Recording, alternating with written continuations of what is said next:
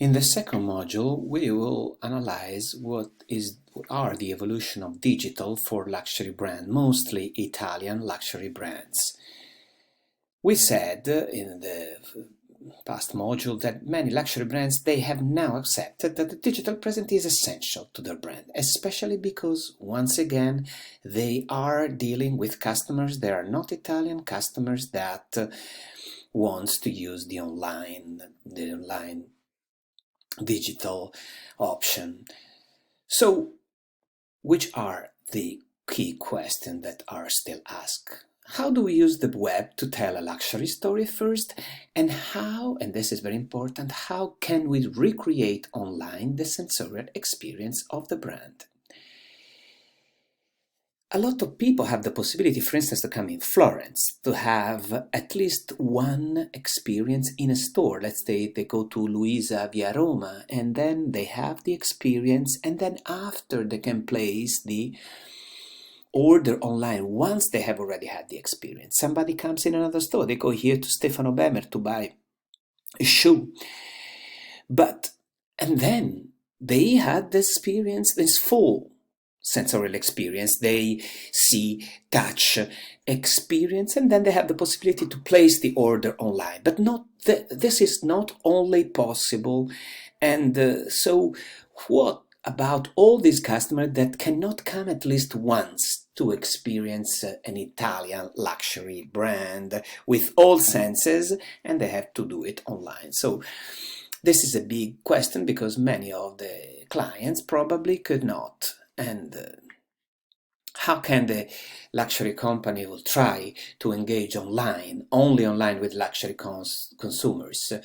This is a list of what they're trying to do: communicate the dream of the luxury brand, basically consider that digital is a piece of a larger puzzle, and so of course they'll invite them to experience at least once the direct purchase in one of the store of the brand, then tell a great story, be a cultural tastemaker. The important now is that luxury is, again, when you think about new luxury, you have to associate it with at least two keywords: authenticity and cultural heritage. Cultural heritage, authenticity, luxury is becoming more and more interconnected between each other. Provide a trusted guide to lifestyle enhancement. Even here, lifestyle, way of living, luxury is becoming connected to this, to lifestyle. Use history as a way to push forward. So again, tradition and innovation. Encourage the spirit of competition. Talk to younger luxury consumers. Of course, there are in places like China way more younger luxury consumers than in Europe, for instance. Offer services, offer a level of service that, of course, a lot of Italian companies, they have in mind when they think about service, that the level of service first is the one that you can perform in a store. You have to get out of it and think that service could be also outside of the store. And of course, remember that also if you go digital for a luxury company, the concept of exclusivity has to stand.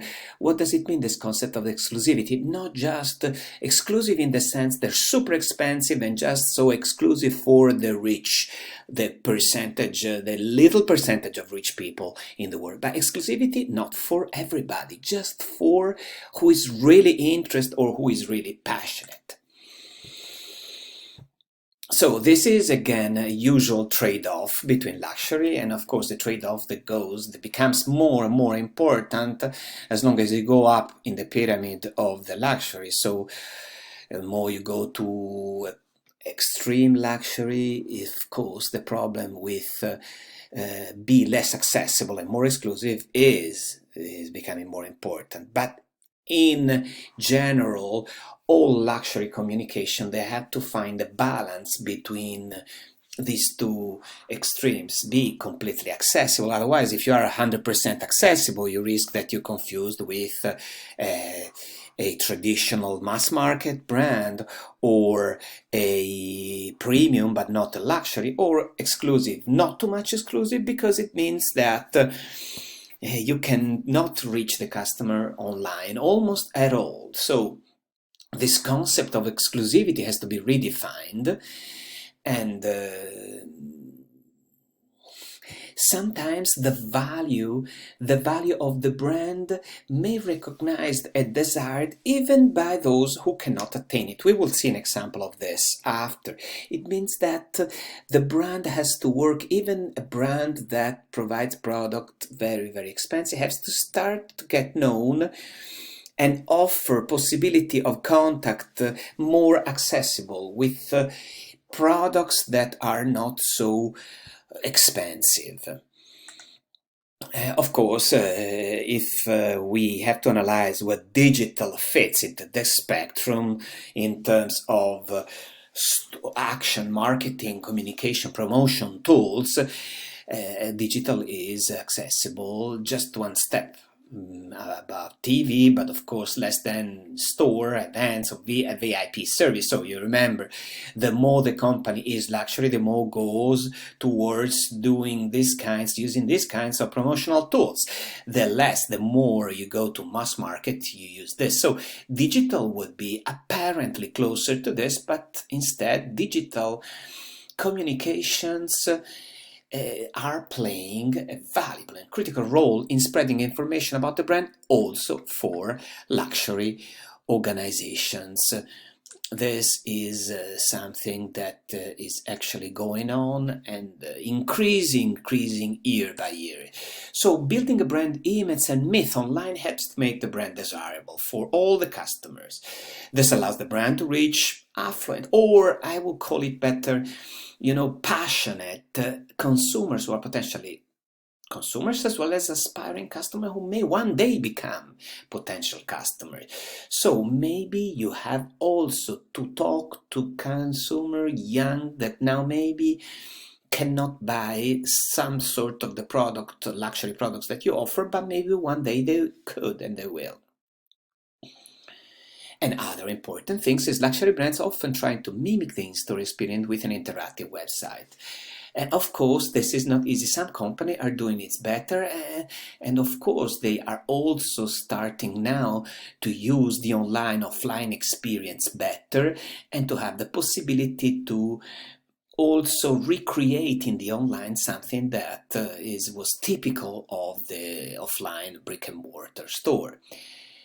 This is another example of how you can speak with customer young without diluting the brand. That's what Ferrari did. Ferrari, of course, the key product of Ferrari, it's the car that costs more than €100,000. Not this for price, not a product accessible for a big percentage of especially young customers. But if you want that the young customers start to interact with Ferrari brand, what you can do is to promote products that of course has a price point that is much affordable, and so like gadgets in stores, like watches, like caps, every kind of products that starts to connect with customers that maybe one day they would buy the key product of Ferrari. So you can see in the store, even in Florence came out stores of Ferrari that they sell watches and hats and all kind of merchandise. This is an example of how these kinds of company are communicating the dream of a brand without diluting it. And last example for this module is Gucci. Gucci, one day he came out, the website is now the store, and it provoked a lot of problems. All the people who work in the Gucci stores were really worried about that. But Gucci really took this. We have another type of stores, and these are on the website, using this some sort of trick to differentiate purchasing Gucci with other average brands.